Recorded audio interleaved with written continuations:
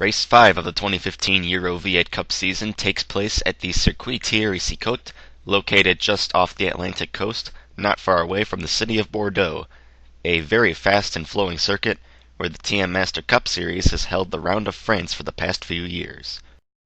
Taking the pole position after Superpole qualifying is the number 23 Kanako of Yuji Hirati. Hirati started on the pole at Spa-Francorchamps as well, and he went on to win that race. In fact, he's your first repeat pole winner of the year. On his outside is Franco Giovanardi, who won the second race of the year at Croft. And starting in row 2 are the Quick Fit Hanga car of Carl Andreasen and the Green Flag STS car of Mariana Palazzo. As the field goes through turn number 1 and fans out as they fly down the back straightaway, or one of the back straightaways at this track, and into turn number 2, Giovanardi edges ahead and into the lead, and Hirati's off the course. He spins through the gravel trap and crashes into the tire wall right after the start of the race. Hirati, after leading the field to the green, is already in trouble. Let's take a closer look at that. Mariana Palazzo almost cleared him, and it's very hard to tell if she made contact with the 23. If she did, it was very minimal, but regardless, Hirati gets loose, spins through the gravel trap, and crashes into the tires. A disastrous start for your pole sitter, but he will be able to continue on. Franco Giovanardi leads the field to the end of the first lap, with Mariana Palazzo settling into second.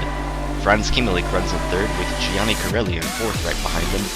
And running in fifth, that is a Petronas car of Julien Daan in the 96. The Belgian made it into Superpole qualifying this week. He qualified 8th, so he was the slowest of the Superpole qualifiers. But after the start of the race, he's moved his way up into 5th. So Daan really impressing this weekend and giving Petronas its best run of the year. The number 3 car this week is running in Segafredo colors as opposed to Auchan, and is being driven by the American David Sevaldelli. Jean-Marc Perrault, the normal driver of this car, was called up by BM Engineering to run in the Dash Cup Super Touring Series after Giuseppe Marchetti was recently let go by the team. Perrault will still be racing in EuroV8 Cup, but only in select races for the rest of the year. The rest of the races will be run by Sevaldelli. Matthias Schleyer is trying to get by Carl Andreasen and move up into the 6th position through the S-bend, one of the hardest corners to go side by side through. He runs off into the grass, comes back up on the track, and spins up the corner after making contact with Brianna McDonough.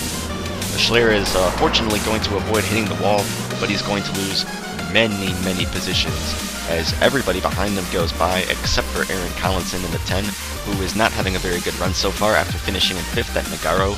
Mariana Palazzo, Schler's teammate, continues to run in 2nd, having a very good run for the factory STS team.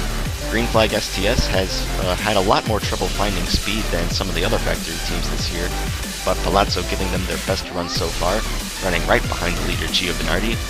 Brendan Atzmi hits the pit lane from the 17th position, the teammate to Julien Daan having not nearly as good of a race as the 96. We're not sure why he's pitting, but he will return to the track. Brianna McDonough trying to get by Carl Andreasen now for position number 6. The Carter STS car having a fairly good run herself here today, running inside the points. Andreasen holds her off of turn number 1, but she comes back at him just a few corners later, trying to move into the 6th position. Rebecca Rodag in the 87 car, the Macintosh Motorsport STS, wants a piece of the action. She goes to the outside of McDonough at the end of the other back straightaway, and into the corner. Rodag's going to clear the 35, so McDonough tries to get by Andreasen and actually ends up losing the position, and now she's going to lose too as David Sevaldelli wastes no time jumping to the inside and taking the position from her off of the hairpin. Sevaldelli now running in a points-paying position in his EuroV8 Cup debut. Andreasen's teammate James Burnley currently battling with Victor Lanigan, but he crashes hard into the tire wall off of the S. That's definitely going to take him out of the race. There was a little bit of contact between the 29 and the 50, and he smashes into the concrete. He actually missed the tires and then hit the end of the tire wall. Fortunately, Burnley will be okay, but he is the first retirement of the race. Becky Rodag, who now finds herself in 7th, has to pit for unknown reasons. She too will return to the track, but she no longer has chance of scoring points for the 2nd week in a row. She had a very good run last week at Nogaro, Ross Curry, speaking of drivers who scored points at Nogaro, is running way behind the leaders, outside the top 20 after finishing 6th last week. And while his K-Ton teammate Franz Kimmelig runs 3rd, the K-Ton cars never seem to do well in the same week, and now Curry's in trouble. He crashes into the tires off the S-bend as well. He was trying to get by Victor Lanigan and lost control of the car. As mentioned earlier, it is very hard to go through that corner side by side. As the race progresses, the top 5 continue to run fairly close together, and they are now starting to separate themselves from the rest of the field. Giovanardi and Palazzo still lead the way, with Kimmelig in 3rd and Giancarlo Corelli still in 4th. Kimmelig, of course, won at Silverstone, and did not do very well at all last week at Nogaro. Perhaps he's more apt to these faster flowing circuits, such as here at Circuit Thierry Sicotte. Giancarlo Corelli having his best run of the year, the 18-year-old Italian not running all of the races this season, but this is by far his best showing so far. If he can get around the 91, then he has a chance to score a podium. And running in 5th, keeping up with the leaders and pulling away from the rest of the field. I cannot stress enough how impressive this is from Julian Don, as the 96 is giving Petronas the best run it's ever seen. I'm not sure what they've done this weekend to find so much speed, but I think they've taken the entire field by surprise with the run they're having today. Running well behind Don is the 35 car Brianna McDonough, who has worked her way back around Carl Andreasen and into the 6th position. David Savoldelli continues to run in 8th, although he's having to fight off Callum Morgan to hold the spot. And 2 of the other quick pit Hannigan cars, the 75 of Sofia Anastasia and Dean Hillman in the 05, are battling with each other for position, but Hillman's going to crash into the tires off the S-bend. The quick fit Hannigan teammates not taking note from the earlier incidents in this race that going side by side through that corner is very hard to do, and Hillman crashes hard into the tires and is going to drop out of the race. Fortunately, he actually hits the tires, unlike his less fortunate teammate James Burley did earlier. Callum Morgan in car number 2 runs in the 9th position and is trying to put 2 of the factory STS cars into points-paying positions. He's running right behind David Savoldelli. Last week at Nogaro, Morgan got wrecked from the 4th position by Jean-Marc Perrault, who was driving that 3 car at the time. But Perrault was obviously not here this weekend. Morgan can't take out any revenge on him, not that we know of he was planning to. And running in 10th right behind Morgan is Victoria Drackrider, who won at Nogaro. She didn't qualify very well today, but has slowly worked her way up into the top 10. As we approach the closing stages, Franco Giovanardi continues to lead the way, as he has done so right from the start, but Palazzo has not let him pull away by more than a half second for the entire running, and again, the entire top 5 is still running fairly close together. All 4 of the manufacturers in the EuroV8 Cup are being represented in this top 5, with Giovanardi's factory Fiemme leading Palazzo's factory STS.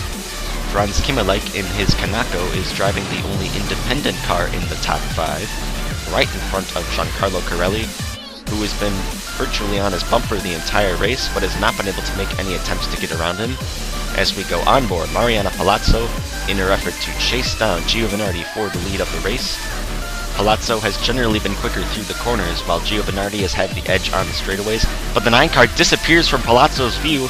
Coming to take 2 laps to go, Franco Giovanardi is going to have to pit for fuel. The 9 car is not going to be able to make it to the finish, and Julian Don's in the pit lane with him. So that's 2 of your top 5 runners that have to sacrifice their positions for gas, and as the rest of the field comes by, Brianna McDonough and Carl Andreasen are in as well. That's positions number 6 and 7 right there, and Matthias Schler also needs to pit for fuel.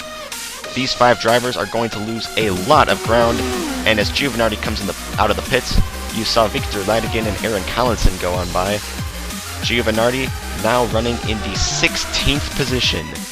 He led this race from halfway through the first lap all the way up to 2 laps to go, but he is not going to have anything to show for it, and Julian Don now running in 17th. That's about where he's been running most of the year, but the results will not at all reflect the effort that the 96 team put forth this weekend. And the lead of the race has been handed to Mariana Palazzo, who now is out front with 2 laps to go. David Savoldelli finds himself 4th, with Callum Morgan 5th, Victoria Drackrider 6th, Maurizio Manuzzo in 7th, and Vittorio Amati in 8th. So all these drivers going to score more points than they would have initially, In fact, Morgan on back were running outside the top 8 before any of the leaders pitted. And now coming to begin the final lap of the race, Mariana Palazzo is not going to pit for fuel, neither are Kemalike nor Corelli. Palazzo will take the white flag as the leader, but will she make it back around to the finish? All three of these drivers could very well run out of fuel, but it's a chance that they're all willing to take. And here comes Corelli to the inside of Kemalike in turn number 1, finally trying to get around him, but the 91 gets a better run off the outside of the corner and will hold on to the second position as they come down the back stretch. Corelli wisely deciding not to make another effort to get by him, coming into turn number 2. These two continue to battle for the second position for the remainder of the 4-mile lap, but all three of them are going to have enough fuel to make it around to the finish, with Palazzo leading the way. Green Flag STS has not had a very good start to the year.